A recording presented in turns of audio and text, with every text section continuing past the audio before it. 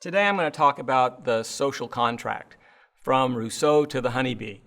I'm going to draw comparisons between the structure of human societies and those of the social insects.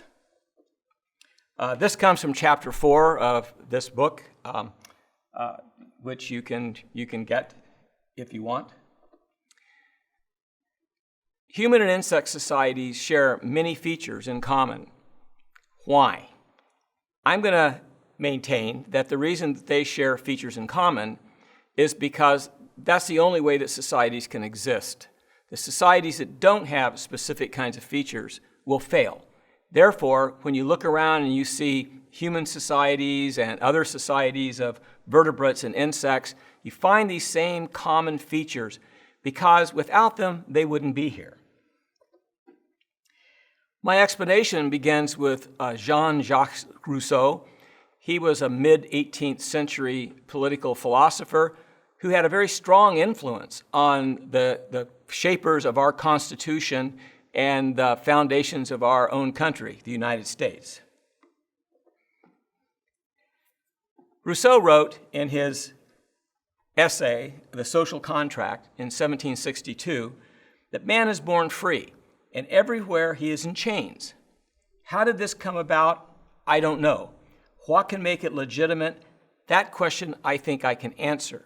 So he dives into the things that, the structures of societies that are required for it to be legitimate and moral and stable.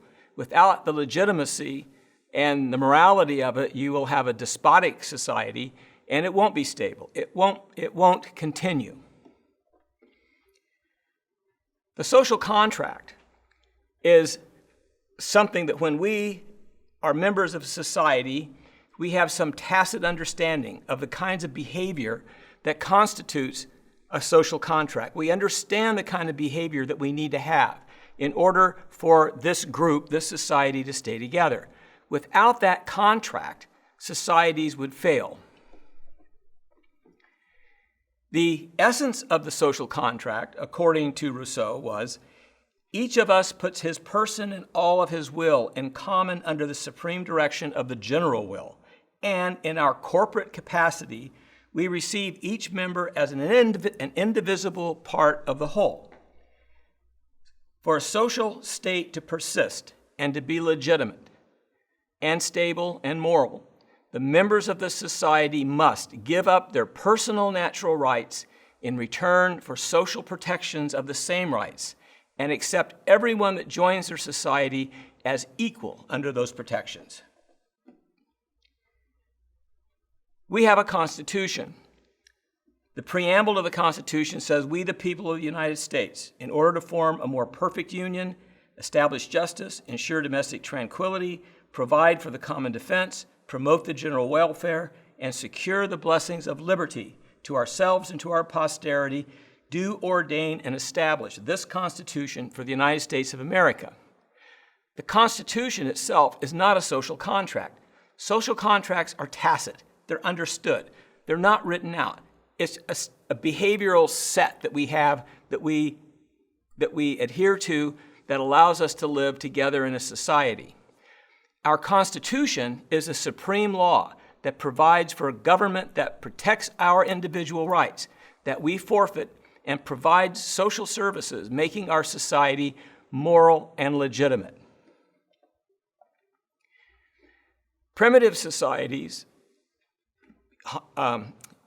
whether they're chimpanzee societies or human societies or whatever, primitive societies, like the social insects, had no written agreement. There was no agreement on how they would live together in groups. According to Rousseau, the only natural social group is the family with subadult children. Once a child becomes an adult or becomes reproductively capable, then it changes into something different. It's no longer a natural society. Now there has to be some sort of agreements, a tacit social contract that binds them together. These groups can be extended families where you can have multiple generations living together and they have a social contract. each individual inside of that society could go out and live naturally and live free of that society. Societies can also be collections of other family groups or other kinds of groups that get together and cooperate in different ways. They cooperate with respect to defense, and they cooperate with respect to nutrition. These are the elements that are fundamental.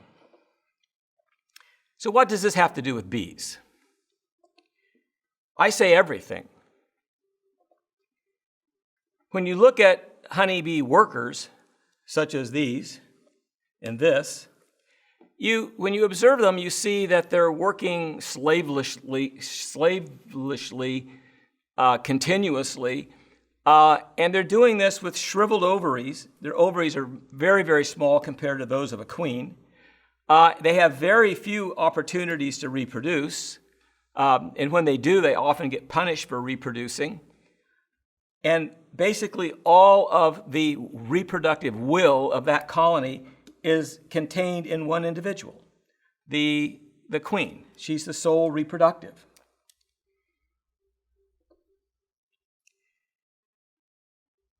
Common features of advanced societies. They usually began as family units.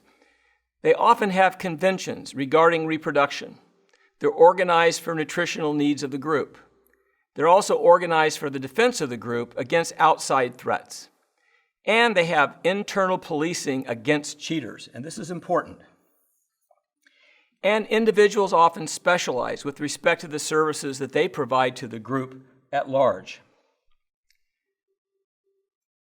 We look at different markers of insect sociality. So number one is they share a nest. They have a common place where they cohabit. They engage, some do, not all, in cooperative cell construction. They have cooperative brood care, some. They have overlapping generations where you have the parental generation and the offspring generation living together in a nest at the same time cooperating. They have a reproductive division of labor, and they have distinct reproductive castes, whereby some individuals have more reproductive potential and have more reproduction than do other individuals. Certain things enable the evolution of this kind of sociality with these markers. First of all, is to share a nest. Stay in close contact. If you're sharing a nest together, you're more likely to cooperate and evolve a more advanced social society. Long-lived reproductive females. When the parents and the offspring overlap chronologically, then you have more opportunities to develop these stronger bonds that lead to advanced sociality. And the individuals that you cohabit with are your relatives. That's another enabler of the evolution of advanced sociality. We do classifications. We can classify different levels of sociality on the basis of those markers. Castes, do they have separate castes in a division of labor? Castes being individuals that do things differently, and they may even have anatomical features that enable that. Colonies with adults of 2 generations. Cooperative work on cells and cell construction for brood rearing. They cooperate. The female reproductives and the workers, the non-reproductives, can be similar in their anatomy and morphology, or they can be different. And progressive feeding, that's another big one, where the larvae are being progressively fed by individuals in the nest. So there's this close relationship between adults and the immatures through the development. More than 20,000 species of bees live in a natural state. Few are truly social. Natural state meaning that they are living on their own, they're constructing and defending their own nest, they're foraging for their own nutrition and resources. That's a natural state. They live solitary lives, excavate and defend their nests. They provision individual cells. They lay eggs and die. They seldom overlap with their adult offspring, so they never even see them. They aren't progressively feeding them. They seal them off in a cell.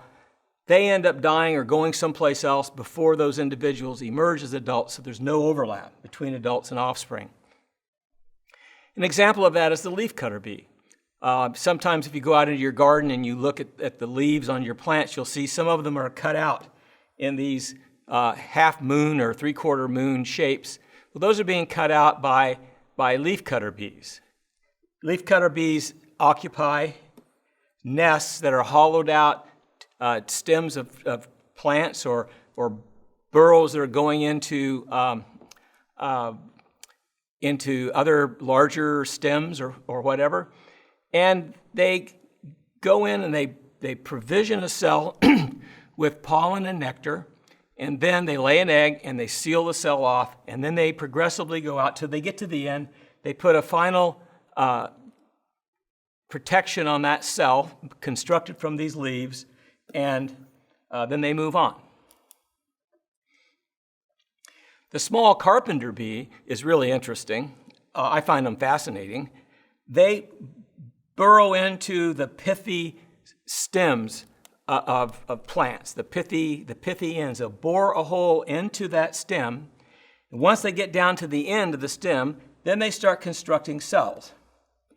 And they'll go in and they'll put a pollen loaf. That's a collection of pollen that's mixed again with nectar. It makes like a little loaf of bread. They lay an egg on it, they seal it off, and then they do the next cell, and the next, etc. So they put them all in a line. They construct them, the cells, and they lay the eggs. And these individuals now in here all start developing into adults. But the mother, the female who constructed the nest, she usually never gets an opportunity to interact with them in their adult form. She only interacts with them in their larval forms, because sometimes they'll go back through and they'll check the cells or whatever. So you get this series of cells with different levels of development. In some cases, in Serotina, we will actually see a very rudimentary social group. Two sisters may construct a nest together, and they will go through and construct these cells and lay the eggs, but usually there's a division of labor. One of them becomes the primary egg layer and guard, the other one becomes the primary forager. So there you have a division of labor. You have a bias in reproduction. They have to have a social contract. There has to be some sort of an agreement by which it makes it profitable for the individual who's not laying as many eggs as the other to stay and work together with that on that nest. Some species have mixed strategies, mixed social strategies. For instance, Lasioglossum species. These are ground nesting bees. They are often found in a solitary state. One individual bores her own hole. She provisions the cells in the hole underground, puts in the pollen loaves, lays the eggs, seals them off, does it completely independent. Some form large aggregations where you'll find literally hundreds of them together aggregated in the ground, building their nests. But those tend to be, for the most part, individual efforts. Occasionally, you'll get individuals that might be sharing a nest, which is one level of sociality. And you can also find within the same genus and even the same species in this genus, individuals that have different levels of sociality. They're sharing a nest, they may have a division of labor, reproductive division of labor. They engage in cooperative defense of the nest. They're living in a higher social level. So you can have mixed social strategies within even the same species.